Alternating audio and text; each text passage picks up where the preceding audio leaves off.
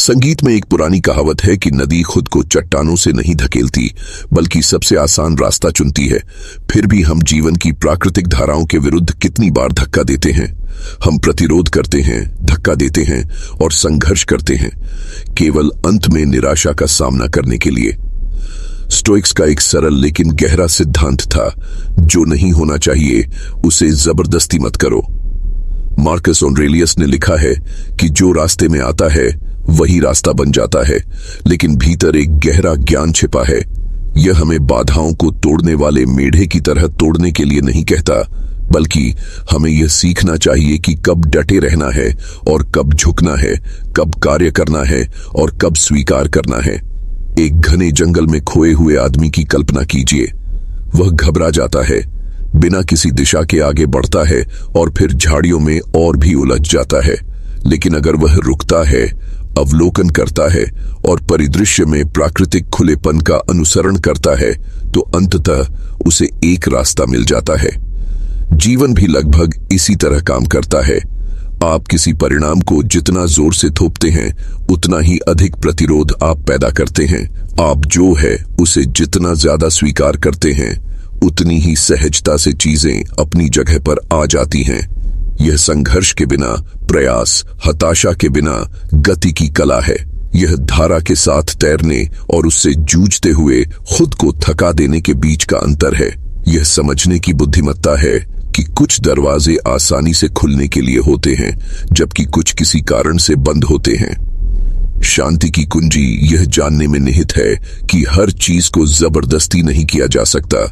आइए जानें कि स्टोइक ने इस कला को कैसे संतुलित किया और आप इसे अपने जीवन में कैसे लागू कर सकते हैं। लचीलापन, धैर्य और चीजों को अपने समय पर प्रकट होने देने की शक्ति विकसित करते हुए। पहला पाठ, छोड़ देने की शक्ति। कल्पना कीजिए कि आप एक रस्सी को कसकर पकड़े हुए हैं, उसे अपनी ओर खींचने की कोशिश कर रहे हैं। जितना जोर से आप खींचते हैं, उतना ही ज्यादा प्रतिरोध आपको मिलता है। लेकिन अगर आप छोड़ देते हैं तो क्या होता है? तनाव गायब हो जाता है। जीवन इसका प्रतिबिंब है। हम चीजों से चिपके रहते हैं, रिश्ते, उम्मीदें, इच्छाएं, यह मानते हुए कि ज्यादा कोशिश करने से वे कामयाब हो जाएंगी। फिर भी एपिक्टेटस ने हमें चेतावनी दी, कुछ चीजें हमारे ऊपर निर्भर करती हैं और कुछ नहीं। कुंजी अंतर जानने में निहित है। छोड़ देना हार मानना नहीं है, यह उन परिणामों के प्रति हमारी आसक्ति को छोड़ना है जिन्हें हम नियंत्रित नहीं कर सकते। एक किसान बारिश की मांग नहीं करता, वह पौधे लगाता है, पानी देता है और बाकी सब प्रकृति पर छोड़ देता है। इसी तरह हमें भी वहां समर्पण कर देना चाहिए जहां हमारे पास कोई शक्ति नहीं है। इसका मतलब परवाह करना या प्रयास करना बंद करना नहीं है, बल्कि अपना ध्यान उन चीजों पर केंद्रित करना है जो वास्तव में हमारी पहुंच में हैं।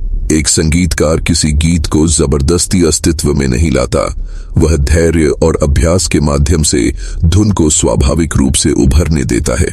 एक मूर्तिकार पत्थर से कुश्ती नहीं लड़ता, वह उस आकार का अनुसरण करता है जो वह पहले से ही सुझाता है, प्रकृति द्वारा निर्धारित रेखाओं के साथ नक्काशी करता है।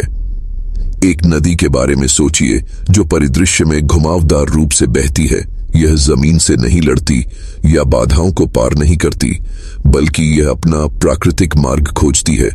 जहां गुरुत्वाकर्षण ले जाता है वहां बहती है। हमें यह भी समझना चाहिए कि हर चीज जबरदस्ती करने के लिए नहीं होती। गलत दिशा में बहुत जोर लगाने से आप अनावश्यक संघर्ष पैदा करते हैं। अपनी ऊर्जा उन चीजों पर खर्च करते हैं जिन्हें आप नियंत्रित नहीं कर सकते। प्रतिरोध घर्षण पैदा करता है, घर्षण दुख का कारण बनता है। बल हमें उन अवसरों के प्रति अंधा बना देता है जो स्वाभाविक रूप से उत्पन्न होते हैं। एक असफल व्यावसायिक सौदा किसी बेहतर सौदे के लिए रास्ता खोल सकता है। एक टूटा हुआ रिश्ता आपको गहरे, ज्यादा सच्चे प्यार की तलाश में आजाद कर सकता है। आज की असफलता कल की सफलता की नींव रख सकती है। स्टोइक हमें सिखाते हैं कि हर बंद दरवाजा एक नए रास्ते की ओर ले जाता है। हमें यह समझना सीखना होगा कि कब कुछ करना है और कब चीजों को खुलने देना है।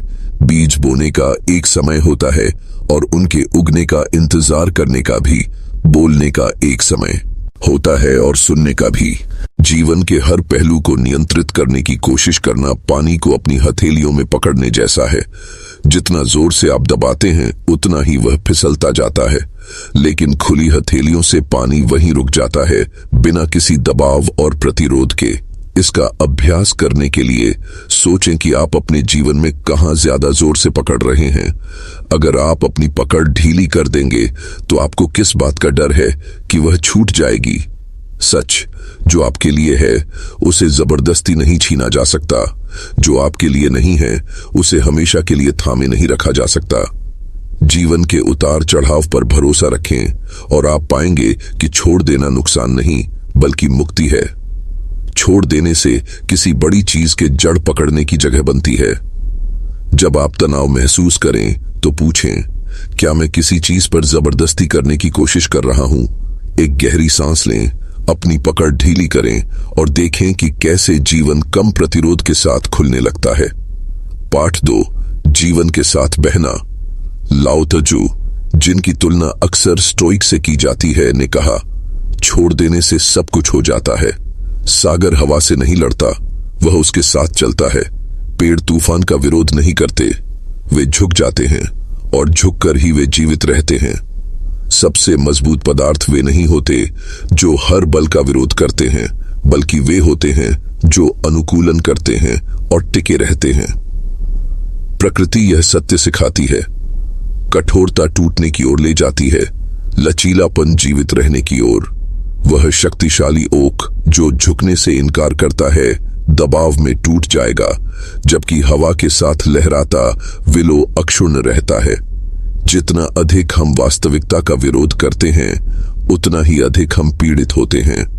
लेकिन जब हम जीवन की शक्तियों के विरुद्ध चलने के बजाय उनके साथ चलते हैं तो हम सामंजस्य पाते हैं। सेनेका ने एक बार लिखा था, भाग्य इच्छुक लोगों का नेतृत्व करता है लेकिन अनिच्छुक लोगों को घसीटता है। वास्तविकता से लड़ो और तुम केवल अपने दुख को बढ़ाओगे। बल प्रयोग करना प्राकृतिक व्यवस्था का विरोध करना है। स्टोइक इसे अमोर फाती, भाग्य का प्रेम कहते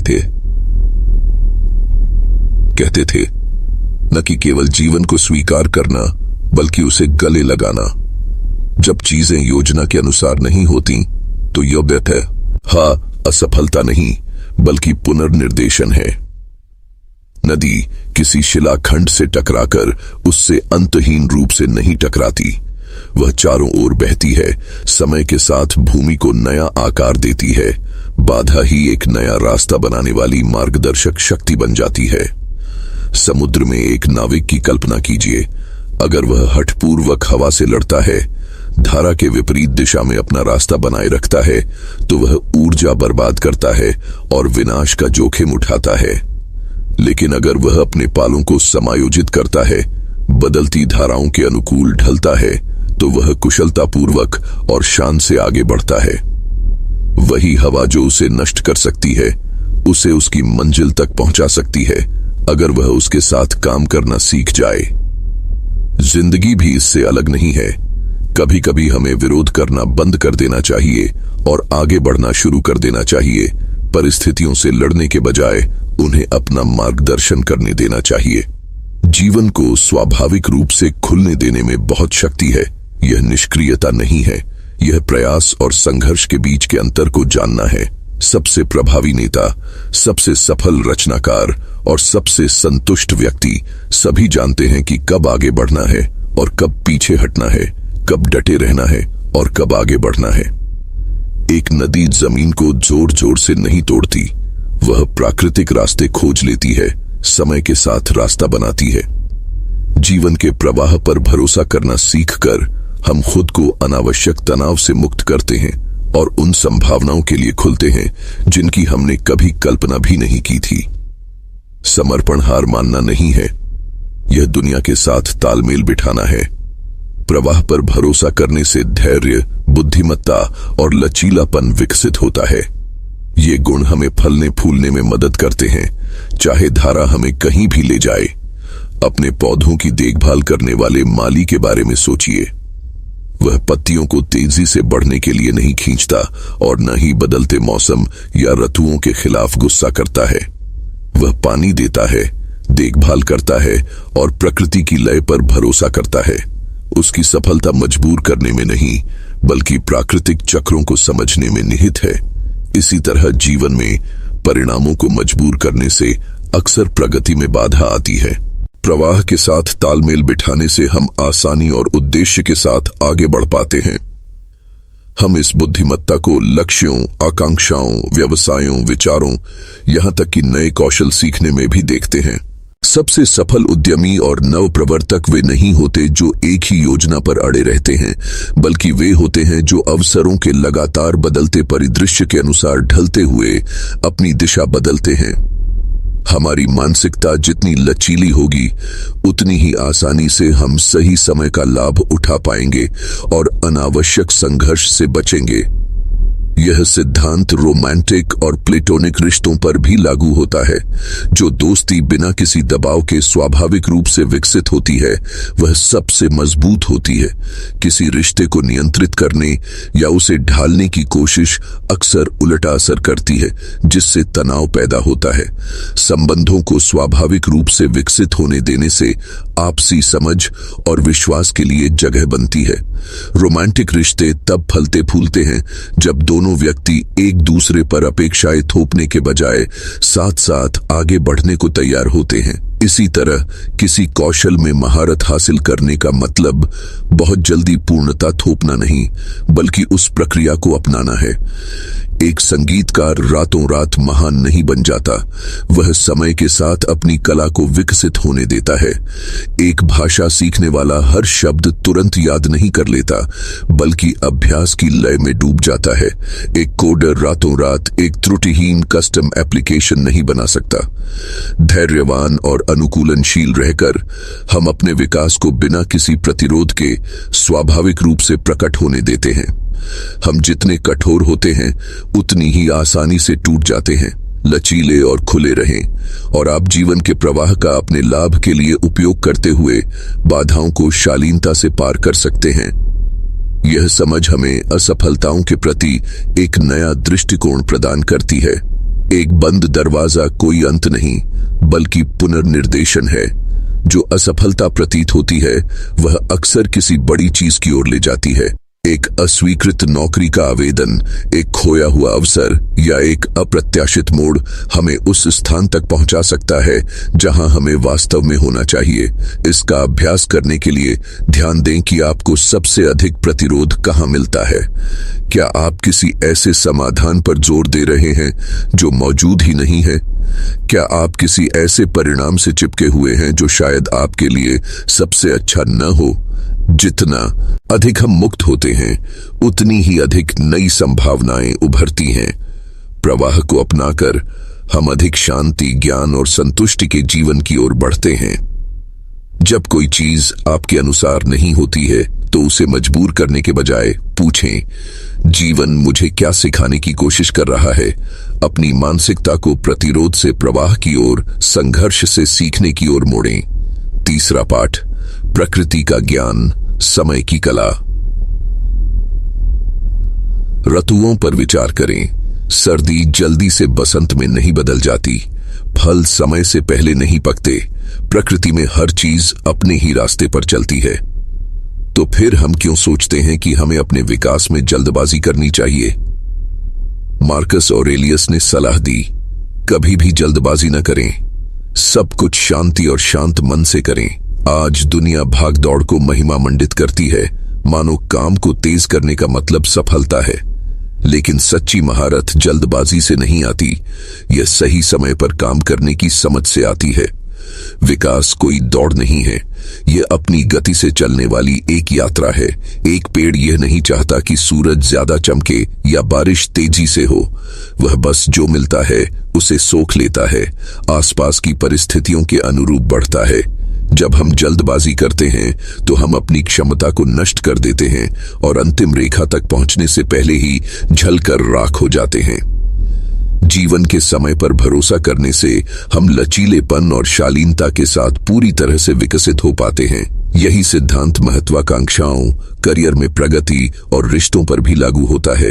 किसी व्यवसाय को बहुत जल्दी सफलता दिलाने के लिए किया गया प्रयास समय से पहले विस्तार के कारण ध्वस्त हो सकता है। जल्दबाजी में किया गया कोई विचार कभी भी अपनी पूरी चमक नहीं दिखा सकता। दोस्ती या प्रेम संबंधों को बहुत ज्यादा बढ़ावा देने से वह विश्वास और नींव नहीं बन पाती जो टिके रहने के लिए जरूरी है। हर सार्थक चीज को परिपक्व होने में समय लगता है। धैर्य आलस्य नहीं है, यह बुद्धिमत्ता है। यह हमें अनावश्यक प्रतिरोध के बिना आगे बढ़ने की अनुमति देता है, बेतहाशा पीछा करने के बजाय चीजों को सही समय पर आने देता है। अपनी गति बनाए रखने से पता चलता है कि जीवन के प्रत्येक चरण का एक उद्देश्य है। प्रतीक्षा की अवधि व्यर्थ नहीं जाती, परिवर्तन सतह के नीचे होता है। एक युवा कलाकार रातों रात अपनी कला में निपुणता हासिल नहीं कर सकता। एक संगीतकार एक ही बार में सिम्फनी नहीं रच सकता, न ही एक लेखक एक ही ड्राफ्ट में कोई उत्कृष्ट कृति रच सकता है। कौशल प्रकृति की तरह अभ्यास, परिष्कार और दृढ़ता से विकसित होता है। हर गलती और सीखने का हर पल अंतिम कृति में योगदान देता है। केवल परिणाम ही नहीं बल्कि यात्रा ही सच्ची निपुणता को परिभाषित करती है। इसी तरह एक सार्थक जीवन के निर्माण के लिए निरंतर और सावधानी पूर्वक प्रयास की आवश्यकता होती है। समय के साथ विकसित हुआ रिश्ता तात्कालिक संतुष्टि की तलाश में जल्दबाजी करने वाले रिश्ते की तुलना में गहरा विश्वास पैदा करता है। एक स्टार्टअप जो धीरे धीरे बढ़ता है, चुनौतियों के साथ तालमेल बिठाता है, उसके लंबे समय तक चलने की संभावना बेहतर होती है उस स्टार्टअप की तुलना में जो बिना किसी आधार के बहुत तेजी से विस्तार कर रहा हो। यहां तक कि हमारे व्यक्तिगत लक्ष्य, एक कौशल सीखना, एक स्वस्थ जीवन शैली अपनाना, भावनात्मक बुद्धिमत्ता विकसित करना के लिए भी समय, असफलताओं और दृढ़ता की आवश्यकता होती है। धैर्य हमें बीच के समय को स्वीकार करना भी सिखाता है। हम अगले लक्ष्य पर इतना ध्यान केंद्रित करते हैं कि हम अपनी वर्तमान स्थिति का महत्व ही भूल जाते हैं। रुकिए और आप देखेंगे कि विकास का हर चरण सार्थक है। जैसे बेल पर पकते हुए फल बर्बाद नहीं होते, वैसे ही बनते हुए हम समय बर्बाद नहीं करते। विकास अदृश्य होकर भी हो रहा है। गति और उपलब्धि से ग्रस्त इस दुनिया में दृष्टिकोण में यह बदलाव बेहद जरूरी है। हम उपलब्धियों का जश्न मनाते हैं, लेकिन उनके बीच के शांत और परिवर्तनकारी पलों को नजरअंदाज कर देते हैं। एक कलाकार को केवल तैयार पेंटिंग में ही नहीं बल्कि सृजन की क्रिया में भी संतुष्टि मिलती है। एक संगीतकार प्रदर्शन के साथ साथ अभ्यास को भी उतना ही महत्व देता है। हर कदम, चाहे वह कितना भी छोटा क्यों न हो, बनने की एक बड़ी प्रक्रिया का हिस्सा होता है। हमारा ज्यादातर विकास अदृश्य रूप से होता है, जैसे एक बीज मिट्टी के नीचे अंकुरित होकर प्रकाश में आने से पहले अंकुरित होता है। निराशाएं, देरी और रुकावटें, ये सभी हमारी सीख को गहरा करती हैं और हमारी यात्रा को समृद्ध बनाती हैं। इन पलों की कद्र करने से हम अगली चीज के लिए लगातार प्रयास करने की चिंता से मुक्त हो जाते हैं। हम इस प्रक्रिया में ही सुंदरता देखना शुरू कर देते हैं। धैर्य हमें दिखाता है कि विकास जबरदस्ती नहीं किया जाता, इसे पोषित किया जाता है। जैसे प्रकृति कभी जल्दबाजी नहीं करती बल्कि हमेशा आती है,